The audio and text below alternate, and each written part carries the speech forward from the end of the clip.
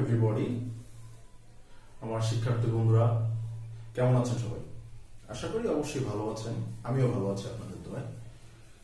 তো আবারও হাজির হয়ে গেলাম আপনাদের প্রিয় ইকোনমিক্স ক্লাস নিয়ে।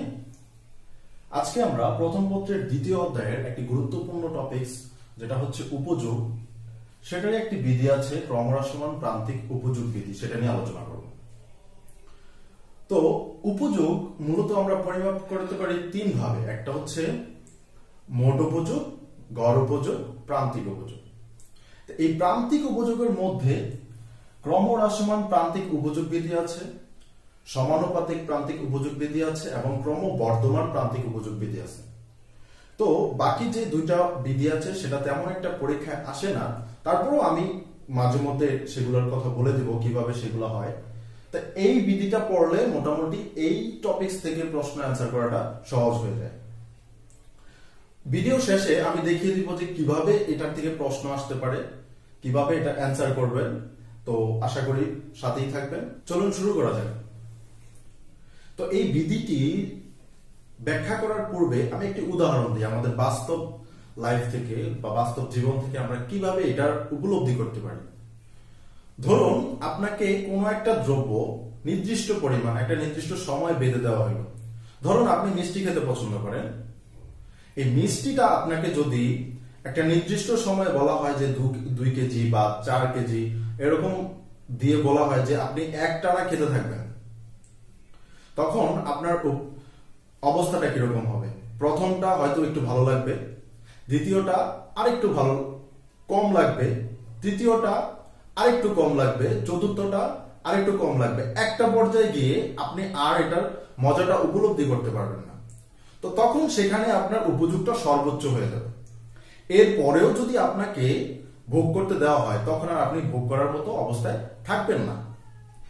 তো এই বিধিটা, এই নিয়মটা থেকে এই বিধিটা তৈরি হয়েছে। তো আশা করি বুঝতে পেরেছেন। তো এখন আমরা যদি সংজ্ঞা আকারে বলতে যাই তাহলে ক্রমহ্রাসমান প্রান্তিক উপযোগ বিধিটা কি? ক্রমহ্রাসমান প্রান্তিক উপযোগ বিধি হচ্ছে একটি নির্দিষ্ট সময়ে নির্দিষ্ট দ্রব্যের যখন একাধিক একক ভোগ করতে থাকবে তখন তার মোট উপযোগ বৃদ্ধি পেলেও প্রান্তিক উপযোগ হ্রাস পাবে। তো এক্ষেত্রে মোট উপযোগ যেখানে সর্বোচ্চ হবে প্রান্তিক উপযোগ সেখানে শূন্য হয়ে যাবে। এর পরেও যদি ভোগ করে তখন মোট উপযোগ হ্রাস পাবে এবং প্রান্তিক উপযোগ ঋণাত্মক হয়ে যাবে। তো এবার আমরা এটাকে সূচির মাধ্যমে প্রকাশ করব। দেখি সূচির মাধ্যমে কিভাবে ব্যাখ্যা করা যায়। দেখেন এখানে ভোগের একক দেয়া আছে, মোট উপযোগ দেয়া আছে, প্রান্তিক উপযোগটা দেওয়া নাই। তো এক্ষেত্রে পরীক্ষায় এরকম উদ্দীপক থাকতে পারে, প্রশ্ন হতে পারে যে প্রান্তিক উপযোগ রেখা অঙ্কন করো।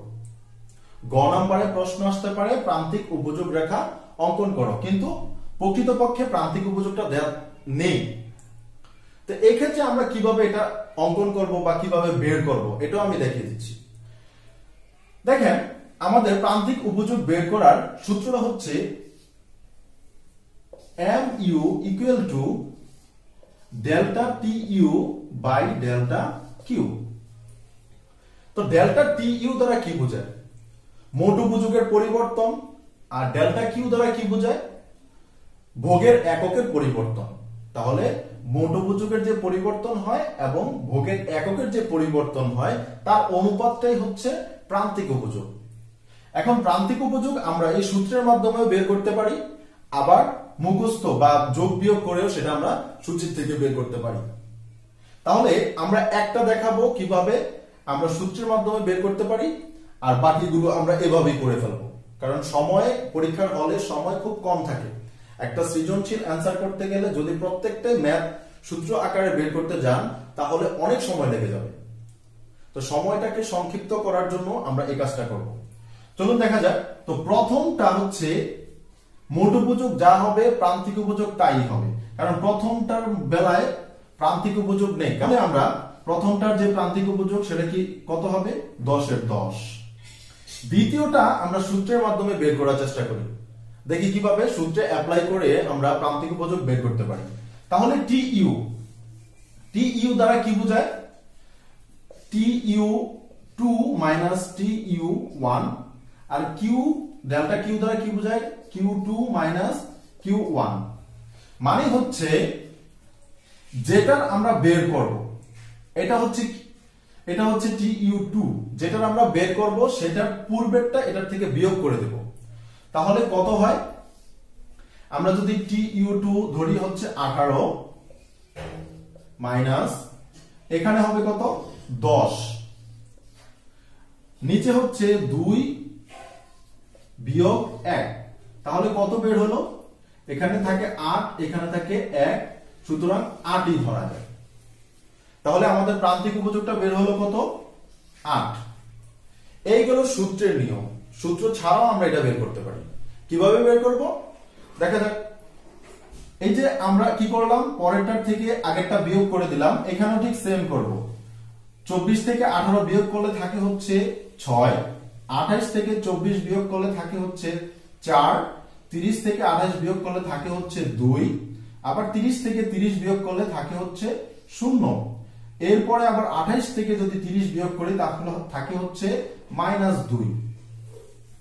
তাহলে এখন আমরা বুঝতে পারছি অবশ্যই যে কিভাবে আমরা সূত্রের মাধ্যমে প্রান্তিক উপযোগ বের করব, কিভাবে আমরা সূত্র ছাড়াও প্রান্তিক উপযোগ বের করতে পারি।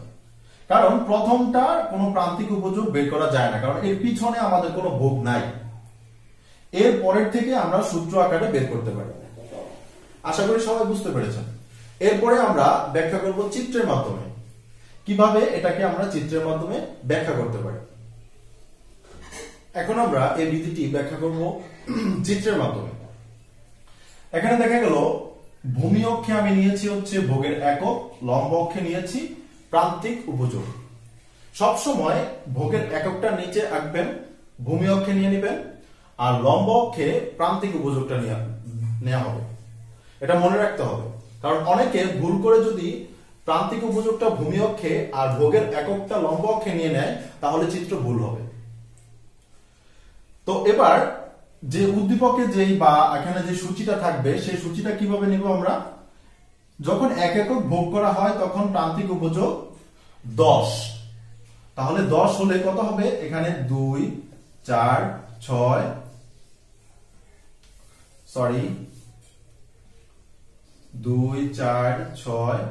8 10। তো এখন 1 হলে প্রান্তিক উপযোগ 10, ধরুন এটা এ বিন্দু। 2 হলে প্রান্তিক উপযোগ হয় 8, এটাকে নিলাম বি বিন্দু। 3 হলে হয় 6, এটাকে নিলাম আমরা সি বিন্দু। 4 হলে হয় 4, এটাকে নিলাম আমরা ডি বিন্দু। 5 হলে হয় 2, এটা নিলাম ই বিন্দু। এরপরে 6 যখন হয় তখন এখানে হয়ে যায় 0, তাহলে 0 হলে কোথায় হবে? এই 6 যেখানে সেখানে হবে আমাদের এফ বিন্দু। এরপরও যখন ভোগ করা হয় 7 তখন হয় -2, তাহলে -2 হলে এটা হবে নিচের দিক থেকে। এখন প্রশ্ন হতে পারে এটা নিচের দিকে কেন আসলো? কারণ লেখচিত্রের যে নিয়ম, এই নিয়মের মধ্যে আমাদের চতুর্থাঙ্ক হচ্ছে 4টা। এখানে একটা থাকে, এই মূল বিন্দুর চারদিকে 4টা ঘর থাকে। এখানে একটা থাকে, এখানে একটা থাকে, এই নিচে একটা থাকে, এই পাশে একটা থাকে। যখন লম্ব অক্ষের কোনো মান ঋণাত্মক হয় তখন সেটা মূল বিন্দু থেকে নিচের দিকে আসবে, আর যখন ভূমি অক্ষের কোনো মান ঋণাত্মক হয় তাহলে ভূমি অক্ষের এই যে বাম দিকে বরাবর আসবে। আচ্ছা, এবার আমরা বিন্দুগুলো কি করব? এক এক করে যোগ করে দেব। এই যে রেখাটা পাওয়া গেল সেটা হচ্ছে এমএও রেখা। আর যেহেতু এই ভোগের বিপরীতে প্রান্তিক উপযোগ আস্তে আস্তে হ্রাস পাচ্ছে, সেহেতু এটাই হচ্ছে কি ক্রমহ্রাসমান প্রান্তিক উপযোগ বিধি। যদি এরকম বাম দিক থেকে ডান দিকে নিম্নগামী না হয় রেখা, তাহলে বুঝতে হবে যে আমাদের রেখা ভুল হয়েছে। আশা করি সবাই বুঝতে পেরেছেন। এখন প্রশ্ন হচ্ছে যে এখান থেকে আমাদের পরীক্ষায় কিরকম প্রশ্ন আসবে। আমি বলেছিলাম যে এই টপিকের শেষে বা ভিডিওর শেষে আমি এটা বলে দিব যে কিভাবে পরীক্ষায় আসবে আর কিভাবে অ্যান্সার করতে হবে। অনেক সময় পরীক্ষায় এরকম সূচি দেওয়া থাকে, অনেক সময় মোট উপযোগ দেওয়া থাকবে, প্রান্তিক উপযোগ দেওয়া থাকবে না, সেটা আমাদের বের করে নিতে হবে। তো সেটা কিভাবে হয়? এই এই উপযোগের যেই সূচি আছে সেখান থেকে প্রশ্ন হতে পারে যে 1 নাম্বার হতে পারে মোট উপযোগ রেখা অঙ্কন করো। মোট উপযোগ রেখা অঙ্কন করো। 2 নাম্বার হতে পারে প্রান্তিক উপযোগ রেখা অঙ্কন করো। 3 নাম্বার হতে পারে যে প্রান্তিক উপযোগ বের করো বা প্রান্তিক উপযোগের সূচি অঙ্কন করো। 4 নাম্বারে গিয়ে হতে পারে যে উদ্দীপকে যে প্রান্তিক উপযোগ দেয়া আছে সেটা কোন বিধির সাথে যায় বা কোন বিধির সাথে কার্যকর সেটা ব্যাখ্যা করো। এখন এটা তো বুঝলাম যে যদি এরকম কমতে থাকে তাহলে লিখবো যে ক্রমহ্রাসমান প্রান্তিক উপযোগ বিধির সাথে মিল আছে। যদি এটা এই প্রান্তিক উপযোগটা বাড়তে থাকে, 10 এর পরে যদি 12 হয়, 12 থেকে 15, 15 থেকে 20 এরকম যদি বাড়তে থাকে তখন কি হবে? তখন আরেকটা বিধির নাম হবে, সেটা হচ্ছে ক্রমবর্ধমান প্রান্তিক উপযোগ বিধি। এরপর যদি এই প্রত্যেকটা সমান সমান হয়, 10 10 10 এরকম প্রত্যেকটা যদি সমান সমান হইতো প্রান্তিক উপযোগ, তাহলে সেটা হইতো সমানুপাতিক প্রান্তিক উপযোগ বিধি। তো এক্ষেত্রে রেখাটা কিরকম হইতো? এটা ক্রমহ্রাসমান বিধায় বাম দিক থেকে ডান দিকে নিম্নগামী রেখা হইছে। যদি ক্রমবর্ধমান হইতো তাহলে হইতো বাম দিক থেকে ডান দিকে ঊর্ধ্বগামী। আবার যদি সমানুপাতিক হইতো তখন স্থির থাকতো, ভূমি অক্ষের সমান্তরাল হইতো।